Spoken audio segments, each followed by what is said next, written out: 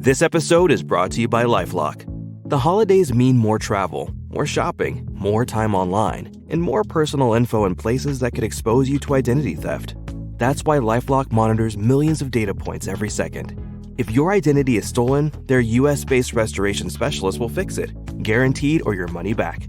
Get more holiday fun and less holiday worry with LifeLock. Save up to 40% your first year. Visit LifeLock.com/podcast. Terms apply. Behind those cozy nights at home, thousands of employees at BP go to work every day. People producing more U.S. natural gas. People building grid-scale solar capacity. People turning landfill waste gas into pipeline-quality renewable natural gas. And people delivering all of that power where it's needed. They're part of the more than 300,000 jobs BP supports across the country.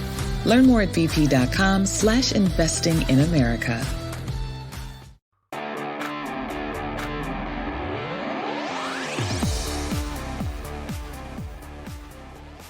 Hey Eagles fans, this is Chris Franklin from NJ Advanced Media, and welcome to the No-Huddle Show podcast, the show where we discuss all things related to the Philadelphia Eagles. Now, before we begin, I want to remind you that you can read our content on NJ.com/Eagles, and be sure to bookmark that to get the latest Eagles news and analysis. Today, I'm once again joined by my No-Huddle Show co-hosts, Bob Brookover and Cayden Steele. Well, the Eagles set a franchise record 10th straight win and a surprisingly dominant 27-13 win over the Pittsburgh Steelers, which we'll get into a little bit, as well as what's going on in these final three games and their pursuit for the 1 seed with the Detroit Lions and the Minnesota Vikings. But first, I'm going to go to Bob and Cayden and bring these guys in. Guys, how are you doing today? Hey, Chris, doing great. Ready for a trip down to D.C., almost D.C., Landover, Maryland, whatever it is, for FedEx Northwest, whatever they call it now, stadium. Should be a good game, interesting game. Eagles have a chance to wrap up the NFC East, but the Commanders, as you wrote today, Brian Robinson showing the utmost confidence in his squad.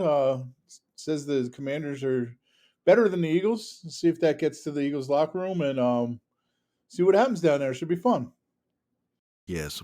Yeah, I was a little surprised he wrote that, but yeah, we'll get to that a little bit as well too. Cayden, how are you doing, man? Doing good. Exciting game for the Eagles. Obviously, this is an opportunity to win the NFC East down in Washington. It's crazy to think there's only 3 weeks left in the season. It's gone by very fast this year. Playoffs are coming up before you know it, and excited for Christmas. We're coming around the corner next week as well, so a lot of good things going on. Oh, crap, it's Christmas? Oh, I better go buy some stuff. Yeah, that's what I'm saying.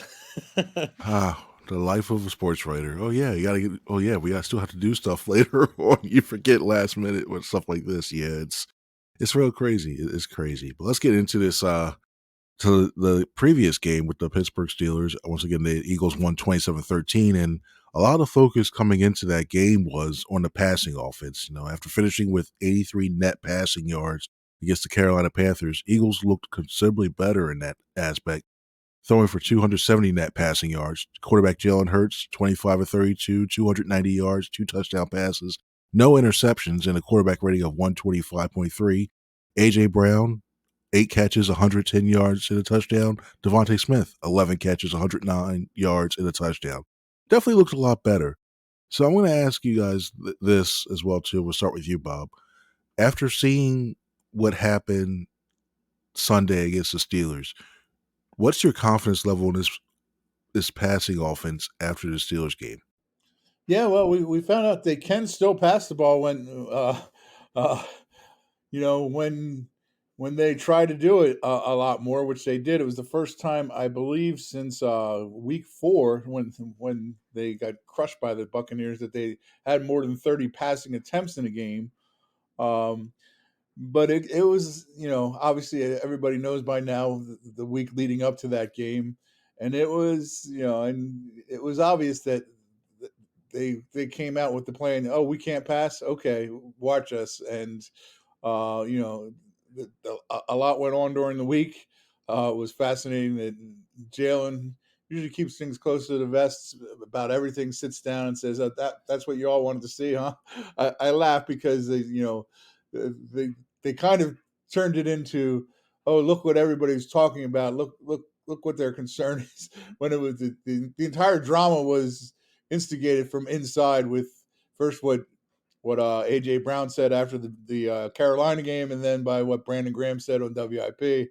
Hey, it's all our fault. So I think we should all take the credit too for turning around the Eagles' passing offense. Oh goodness, yeah. Yeah, I just really shouldn't say anything. I'm gonna keep quiet on that one. Let's all That pat last part. ourselves on the back. Yeah. This whole week of the nah, I'm gonna be quiet. I'm gonna be good. Cayden, what do you think? Yeah, feeling more confident coming into this. Into the game, it was important to show that, especially with the Steelers playing a lot of players in the box, and they were able to slow down Saquon Barkley more. I mean, they still rushed the ball a lot, and they still picked up a good amount of yards, but they had to pass the ball, and they did successfully. And look, um, we've always known that the talent is there. I mean, they have A.J. Brown and Devonta Smith, an elite wide receiver duo. We've seen Jalen Hurts play at a high level before, but frankly, in the Panthers game, uh, they weren't very good. I mean, Jalen Hurts missed some throws and didn't see some guys and missed some reads. And I mean, they were frustrated after the game. It wasn't just A.J. Brown. It was Devonta Smith, too. All the players in that locker room. Jalen Hurts was frustrated. So I think a lot of that, for why they were frustrated, it was understandable. And they came out and they executed well. Jalen Hurts got into a rhythm, going early to Devonta Smith, going early to Grant Calcaterra, then getting A.J. Brown involved. I feel good about this offense. They're very talented. It's a matter of consistency when it comes to the passing game. It's a matter of whether Jalen Hurts gets into a rhythm early, and they did that. They have Saquon. I mean, just in terms of just the matchups, the defenses are going to have to go against. I mean, if you shut down Saquon Barkley, you have A.J. Brown, top 3, top 4 wide receiver in the NFL, and Devonta Smith. And Dallas Goedert's going to get back healthy eventually and contribute to this passing offense. And it's going to be difficult. We saw what Kenneth Gainwell did. There's just so many pieces on this offense. Right now, they're not the top offense in football, but they definitely could have that potential. And they haven't been that because of the inconsistency in the pass game this year. So that's why it's been frustrating. But overall, yeah, I feel good. Still got to see it happen consistently because it hasn't been there all year. All right, cool. And you mentioned Saquon Barkley. And I'll stick with you with this one, Cayden. This one.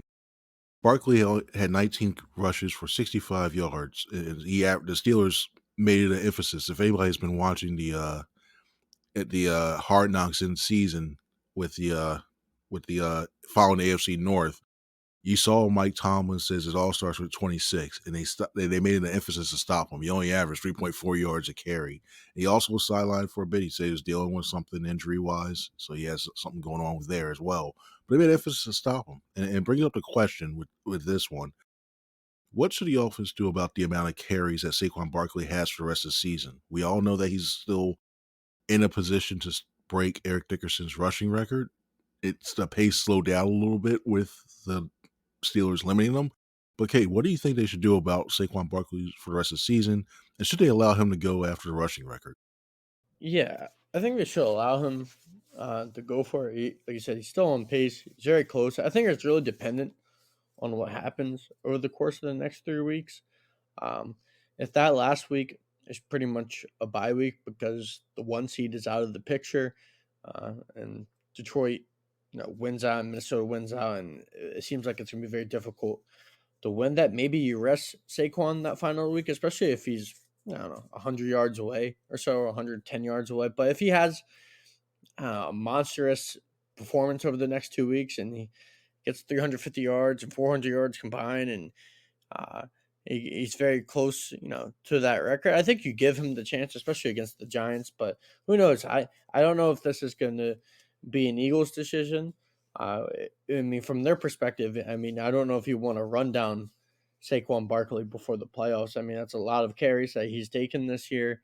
Um, Currently, he's first in the NFL, 285 carries. So, I mean, he's got some wear and tear, and maybe it's a risk to do that. Maybe you leave it up to Saquon Barkley. We've seen him before, throughout his career. He's a pretty unselfish guy. He had an opportunity in that Giants game, and to pass the record, and he let Will Shipley come in. So, I mean, he's done it before where he's passed things up, so maybe it'll be up to his digression, and who knows, maybe he'll pass up on it, even though he's definitely talked about it being a goal of his. But it'll be something that they're gonna have to balance. But if it comes to that last week and he's far away, I'm not sure if it'll be worth playing him, especially when you know you got to play a home game the next week and you're gonna have to go on a longer playoff run without getting that bye. And what do you think, Bob? Should they let him go for the record, or should they start monitoring his carries? No, I think you play. You keep playing the way you've been playing. I'll give a little news here. I talked to Saquon yesterday, and everybody thought he was dealing with a thigh issue that after getting hit by Minka Fitzpatrick early in the second quarter, and then he didn't play for a while till the second half. But he told me yesterday it wasn't his thigh. He said he felt something running a route in his hip, and he said it went away eventually. So it wasn't his thigh. He said it wasn't from the hit; it was from running a route. So there's a little bit of news for us. Um, I wrote it in the injury report today. In the second, after we got into the locker room, the updated version of the injury report. But the to me, you play the way you've been playing. He doesn't have any complaints about getting the ball as much as he has. Obviously it's going to be a career high. Yes, he does lead the league. Uh, I'll go back to Vic Fangio's answer. He keeps getting asked about can you play a 3-man rotation? Two questions Vic gets answered all the time. Maybe this because I'm roughly the same age as Vic, a little bit younger.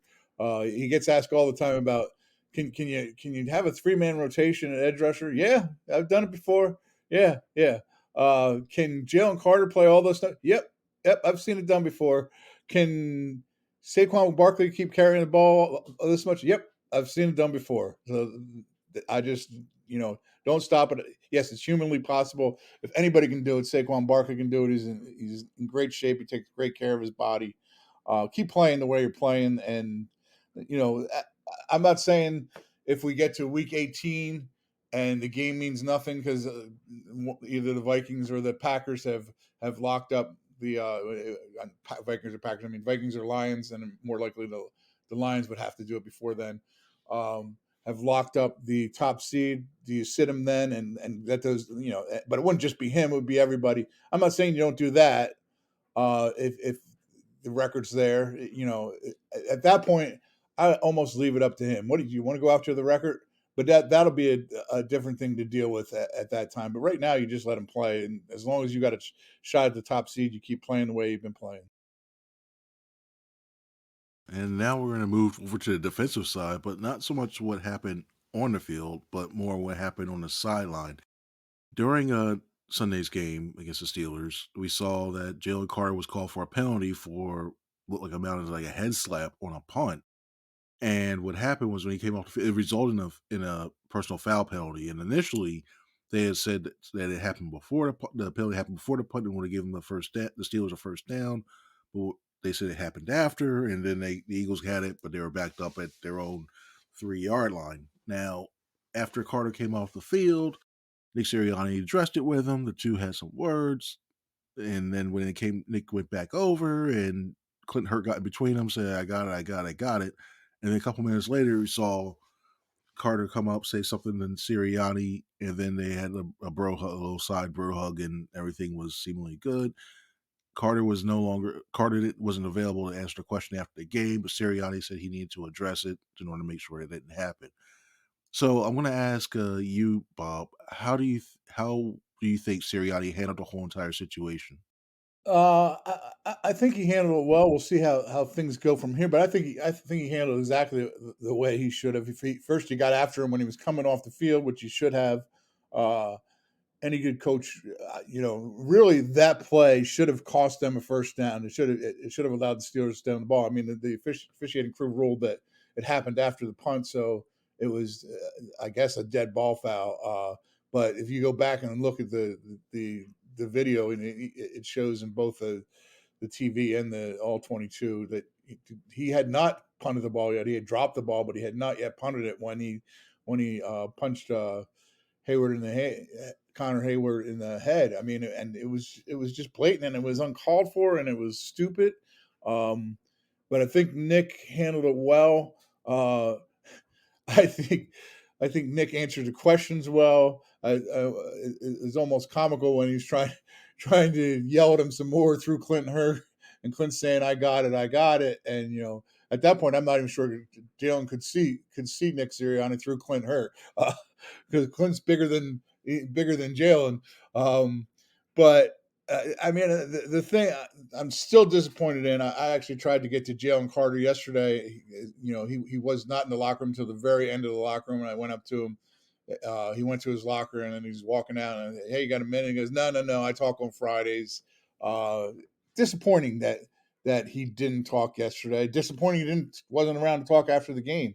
I think they all said his teammates got to him. I think somebody else should get to them. Maybe this is the media relations staff part, because Derek Boyko used to do this all the time. In my first iteration of covering the Eagles, used to go to guys and say, you know what, the best way to handle it is talk immediately about it, and then it goes away. Jalen has let this thing linger all week. I did a story this morning on Milton Williams, who has shown a great maturity and played great, and I'm really going to be fascinated to see what happens with him as a free agent after the season, because he's become such a good player. But I actually said to Milton at the end of our conversation, what did you say to Jalen? I mean, he kept telling me about all the advice he's gotten from veteran guys, Brandon Graham and Josh Sweat and Javon Hargrave, he absolutely loves, who used to be here. I said, well, what advice did you give to Jalen after that? And his quote was this: I just told him he's got a big name and everybody's going to be watching him at all times. I just told him he's got to be careful, because anything that he does, they're going to magnify it. I just try to keep letting him know that he has eyes on him wherever he's at and whatever he's doing. So just try to be smart and just try to make sure you don't hurt the team. I thought it was a great quote and great advice. But again, a little disappointed that Jalen still hasn't come out and spoken about. I know, and Milton said he apologized immediately after the game to his teammates, and obviously he had the hug with Sirianni on the sidelines. But I still think publicly he should have spoken about this. And the other thing I'm eager to see, because this is coming, what the fine's going to be on Saturday for him. Yeah, it might be a few fines, because that little dust up they had near the end zone with Slay, and I wonder if Mitchell gets a fine. Just things that, yeah, officiating was a little rough this last game. Cayden, what do you think?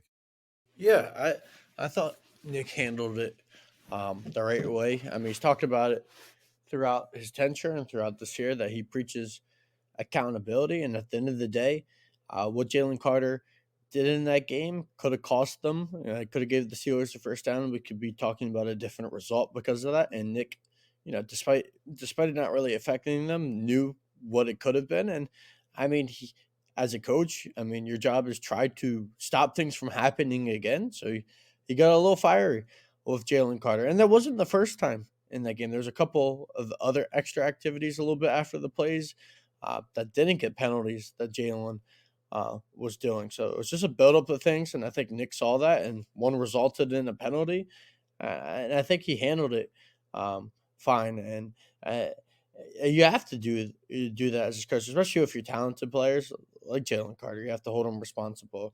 And for Jalen, just going for it, just stuff like that he can't do. He's one of the most gifted players. You make an argument he's one of the best defensive tackles in football already, one of the best defensive players in football already with the way he's been dominant this year. But it's just the little extra stuff like that after the plays that, as a second-year player, as he gets older, he's going to have to eliminate some of that stuff because who knows? If he does that in the playoff game, in the division round or the NFC Championship, it could cost the Eagles a game. So it's good for Sirianni to correct it now. Got a little fiery. Clinton Hurd got in there and to kind of step in and defend Jalen Carter a little bit. That was an interesting dynamic to see. Obviously, he's worked with Jalen Carter all year. It feels like he probably knows Jalen Carter the best. So I just found that interesting in terms of just like dynamic. But I thought Nick, did a solid job of handling things. All right, cool. Now we're going to go to our run pass option segment.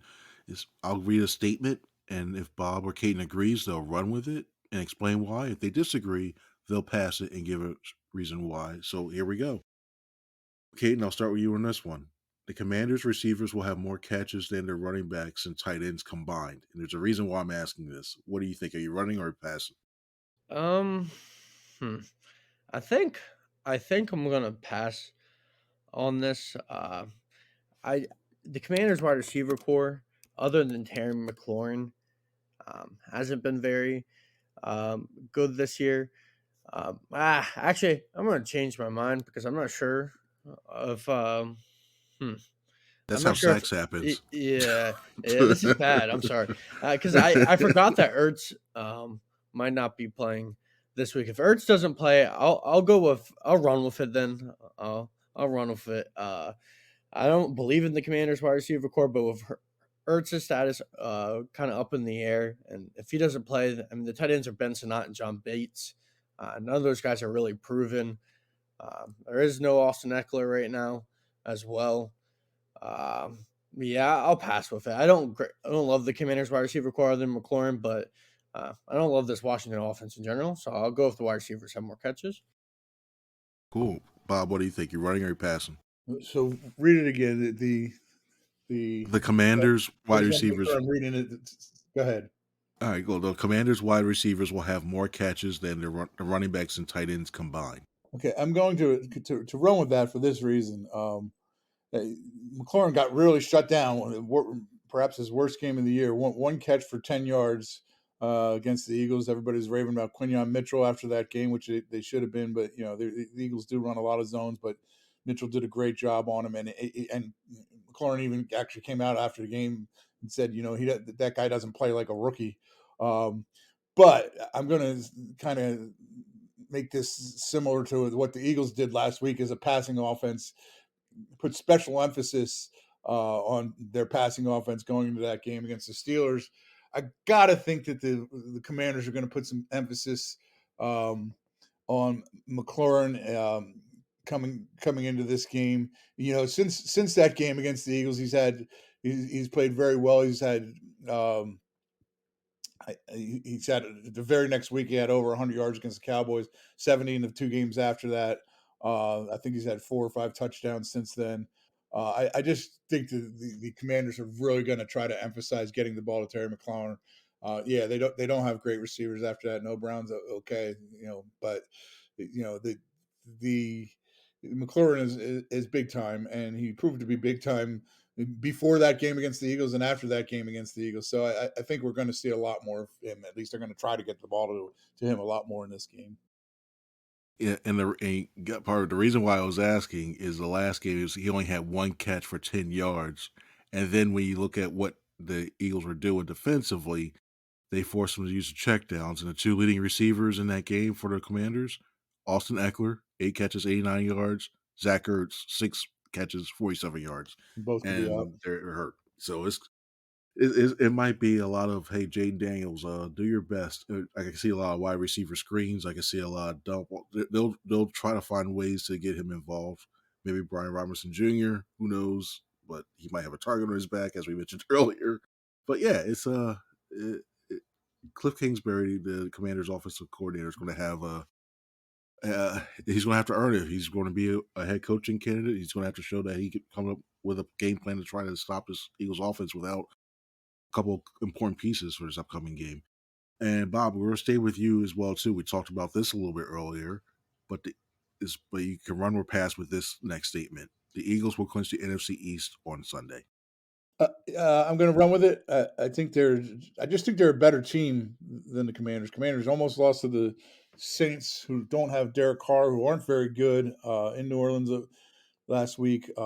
Immediately after losing to the Eagles, they went to Dallas and lost the next week. In between those two games, they beat the Titans, had a bye. The Titans aren't a very good football team. I just think they're a better team. What I'm really hoping for the rest of this Eagles season is that number one seed does stay within reach through the final game of the season, because I've been watching the Eagles since I was, I don't know, 8 years old, which they weren't much to watch when I was 8 years old. You couldn't even get them on TV because they'd be blacked out because they didn't sell out. But I've never seen an Eagles team win 15 games. I would love to see this team go after trying to be 15-2. That would be the most amazing season I've ever seen from this team. So I'm really hoping, I mean, not that they couldn't beat the Giants, even if they played the Giants are playing their substitutes. But I'd love to see them take a shot at getting to 15-2. And to answer your question, I run with them clinching it this week. And just imagine if that were to happen, 15-2, and it could be a 2 seed. It's crazy. Yeah, it's amazing. It really is. Are you running or are you passing with it? Sorry. Are you running or are you passing with it? I'm gonna run with it. I don't think the Commanders are very good. We saw them last week, kind of getting a fight with the Saints. They started off the year really well. Jayden Daniels played pretty good this year. Probably going to win Offensive Rookie of the Year. Maybe Bo Nix will win it, but he's going to be one of the final two candidates. And I think the Commanders have a bright future overall, but just with Austin Eckler out and with Zach Ertz out, like we talked about earlier, I don't think the offense is going to be as effective, especially if Terry McLaurin does get shut down. Not a huge believer overall in the defensive talent on the Commanders, and I think at this point in the season, the Eagles are kind of just playing fantastic. I mean, beating the Ravens and Steelers in 2 of the last 3 weeks. 2 teams that maybe aren't as good as people thought maybe like 3 or 4 weeks ago, but they're still like borderline Super Bowl contenders. And I know the Ravens score was close, but they physically dominated them, and then they did the same thing to the Steelers. And I know Washington doesn't play with that type of physicality. They're not even close to the level of the Steelers and the Ravens. So this is a tough game for Washington. I know division games are tough. You can lose, and I mean, 15 wins is very difficult. And maybe you think in your head one of these games they're going to lose, but I just don't see it. I don't see how Washington matches up unless the Eagles just go out and they lay an egg, and I mean, and that's possible they do that, and they just have a little bit of a letdown. But they've also been playing really well on the road this year, and this game's only a couple hours away. And they got a lot of guys who were getting rest days as well yesterday, so I think they'll be refreshed. I don't think this will be close. All right, now it's time for our 2-minute drill where each of these guys will have 2 minutes to answer a question. If they don't finish, the whistle blows and their time is up. If they do, hey, congratulations, you were able to do it. So, Cayden, we're going to start with you. And the question is this. With 3 weeks to go in the season, do you think the Eagles will finish with the 1 seed? Your time starts now. Yeah, I think it'll be really close. I think they'll be in the mix as the season goes here at the end. And there's a good chance they do go 15-2. But I don't think they'll get the 1 seed because I think the Detroit Lions are going to win out. I know they have some injuries on their defense, and I'm not as confident with them heading into the playoffs as the best team in the NFC. Like, I firmly believe the Eagles could go on the road and beat Detroit, especially if there's with all the injuries on defense and mounting. But they got Chicago this week, and Chicago has not been playing well at all. I mean, they got an interim head coach. I think it's going to be a tough matchup for Chicago to even make it close. San Fran season's falling apart. We've seen all the drama happening there this week. Obviously, that team doesn't feel very connected, and they haven't been playing well. So those are 2 easy wins. And then at the end of the year, I mean, Detroit's going to have an opportunity to win the 1 seed over the Vikings, and I think they're going to do it. Despite the injuries, Dan Campbell is a really good coach. This team has been playing really well all year, and I know the defense is a concern, but the offensive pieces will still be there with St. Brown and Jameson Williams, and Jahmyr Gibbs is there as well. And Jared Goff's been playing really well. I just think the Lions are going to win out, so it's going to come down to that, and has nothing to do with the Eagles. They're going to be 15-2 as well, but I think the Lions control their destiny, and they're going to finish things out. 24 seconds remaining. Good job. And you scored. All right, good stuff. Now it goes back to you, Bob. I'm going to ask you the same question, and then you'll have 2 minutes to respond as well. With 3 weeks to go in the season, do you think the Eagles will finish with the 1 seed? Your time starts now. I don't. Uh, and I'm with Cayden on this. I think the Lions do. The key here to me, I think the line. I'm sure the Lions are going to win at the Bears, even though they're at the Bears and it's a division game. These are the key games to me. I think the Lions win at the Bears. Do the 49ers have anything left in them, pride left in them? So when the Lions come into San Francisco, they say, you know what, we've had a horrible season, but we're still going to play, and we're going to play the role of spoilers because they're talented enough to do it. They're obviously depleted, much like the Lions are. That's a key game. The Eagles need the Lions to lose that game. If they don't, I don't see the Eagles being the number one seed, but they do. To me, that's the Eagles' best opportunity. Um, and then on the Minnesota side, I see them losing one of the next two games, and that's why that falls into, okay, if they lose either at Seattle or home against the Packers, then they go in to Detroit, and if Detroit hasn't lost, they can't get that number one seed anymore, even if they beat the Lions because of conference record and division record. If they lose to the Packers, they'll have two division losses.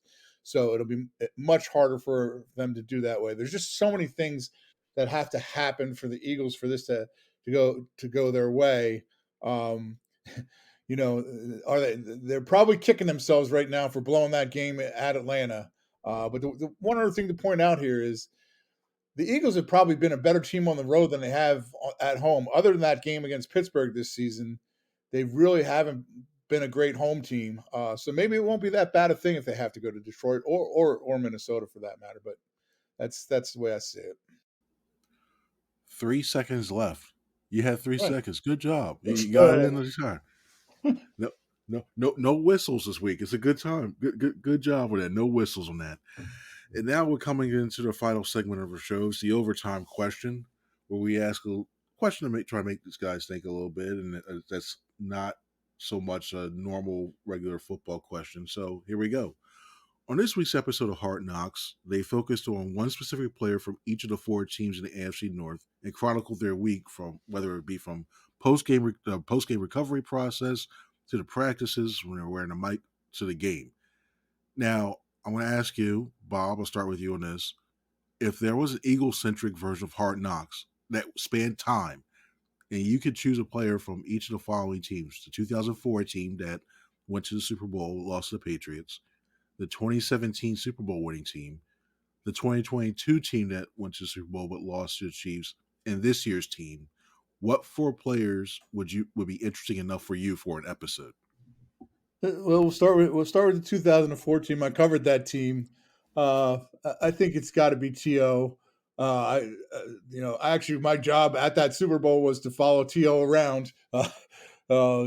Everything he said, I ended up interviewing his mother that week, who predicted she'd score a touchdown. She was off on that, but he was incredible playing with the leg he played with. So it would be T.O. from that team. He's a reality series in himself. The 17 team, I would, go back in time. Jason Kelce was a big figure on that team, but he wasn't Jason Kelce yet. He didn't have the brother who was dating the princess of the world, and he was a big personality, but not the personality he became. So I think it'd be fun to go back and see what Jason Kelce was then compared to what he's become now. By 2022, he was more that Jason Kelce. He was playing against his brother. The 2022 team, I would probably say, and Cayden's getting ripped off here going second, but I can choose the same guys. Brandon Graham's always fun, and at that point we didn't know how close he was to the end. Who knows? He may not be at the end yet. So I think he would have been a lot of fun on that team. And on this team, I think my guy would probably, would be Saquon. He's been my guy all year. I love going to him. I love the guy he is. I love being around him. I would love to just watch a thing on Saquon and just how he deals with his everyday life and how he put together this amazing season that he's put together. Nice. Good answers. Cayden, of the four, 2004, 2017, 2022, and this year's team, choosing a player from each of those eras to have an episode of Hard Knocks, who would you select? Yeah, 2004, I'll pick the same player as Bob. This was before the time I was watching the Eagles, but I mean, I just, just the dynamic with Terrell Owens and McNabb, obviously that led to that riff after the year that led to T.O. leaving and all this different stuff that was happening behind the scenes. I would really want to see what that looked like. I know, Hard Knocks is also up to the editing, of the teams, and they take stuff out. So I don't know if we would see a true version, but just the personality of T.O. and how he interacted with the guys, I would have been curious to see that. And he was just such a special player. Kind of want to see what made T.O. T.O. And I'm sure Bob got to see that covering him, and that would be great to see on an episode. In 2017, I know he's not the most interesting guy in the world, just from his personality standpoint, and everyone was able to connect with him, obviously, when he was here in Philadelphia. But I'd be curious to see 2017, just if we could just take that season and kind of knowing what happens after and seeing how he reacts. I would want to see like the highs and lows of Carson Wentz. It didn't pan out in Philadelphia in the long term, but in 2017, he was playing at an MVP level, finished second in the MVP vote behind Tom Brady. Doesn't get hurt. You imagine that he might have won the MVP. Then he gets hurt in that Rams game, tears his ACL. Nick Foles replaces him. So I would want to see, the human aspect of Carson Wentz, because a lot of people talked about, Nick Foles coming in and how that might have bothered him. But yeah, I wouldn't want to see that side. That's not difficult. That's not easy for an athlete to go through.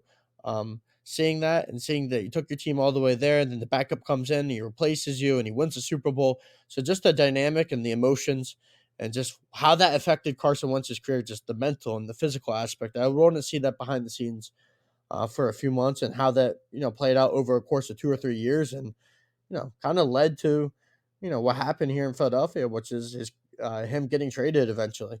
2022, I would go with Jason Kelce. Coming into that year, you didn't really know if it was going to be his last year. There was talks that it might have been. He obviously decided to come back in 2023, but just knowing what was on the line, and then he's also able to play his brother in the Super Bowl. They lose, kind of seeing what that experience was like, and also, like Bob said earlier, 2017 wasn't really Jason Kelce yet. 2022 was Jason Kelce. He was full. It was full blown. He had the podcast and everything. I would have loved to seen that. And then this year, I'll go with AJ Brown, just because of everything that's happened recently. A lot of guys have talked about that he's a very good teammate. I know some of the narrative, especially from national media over the last week, is that because of the comment and because of everything that's taken place last week, that AJ is a selfish teammate and all that. I truly want to see what AJ Brown is like as a teammate, because people have talked about he's willing to have the hard conversations. He says things to push players. I would want to see the true version of AJ Brown that he tries to portray especially to the media, the way he talks about it, that he feels like he gets an unfair picture. So I'd want to see the picture of what he's like in reality. Some good answers. Good answers. And if I had to do one for 2004, I do Brian Dawkins, because he's just the fact that he's going to be so passionate, especially in the game, and mic'd up, and then he'll be that chill. You just see the progression of him going from this soft-spoken, mild-mannered guy like around a facility to all of a sudden just losing his mind when he gets out on the field. For 2017 was tough because I looked at it, and I know that side it was Nelson Aguilar, because he had all those issues going into it. He dropped the drops and everything, and then all of a sudden that's the season where he would enter and he had to prove himself, and he had a decent season that year. He was an integral part of that offense. So I'd have him for 2017 just to see how he handled that with the start of his after the first 2 seasons not being the way he wanted to, how he would handle it. 2022, I go AJ Brown because it's the first year that he joined up to trade, how he was dealing with the Titans stuff and the impact he had on this offense, and you get some good quotes with it. The only follow now use them for 2024. That year for the Super Bowl year, CJ Gardner Johnson had some film footage and stuff like that. He was doing his own documentary during the Super Bowl run, and I wish things ended better in Philadelphia than they did because there were some apparently it's pretty good. He interviewed one of our colleagues there, Dave Zangaro, in the Super Bowl night and everything else. It was really well done. But you just know CJ's going to say something or do something that's going to be like, oh, that's fun and make it entertaining. So I'll use him for 2024 because there's been some interesting stuff already this season. But yeah, those are my 4 on that. And let us know for your 4. Reach out to us. Let us know who your 4 are. Reach out to us on Twitter. Reach out to us in the comments as well too on these podcasts, on the podcast comments as well too, and make sure to rate us as well too on these ones, whether Spotify, Apple Podcasts, what have you.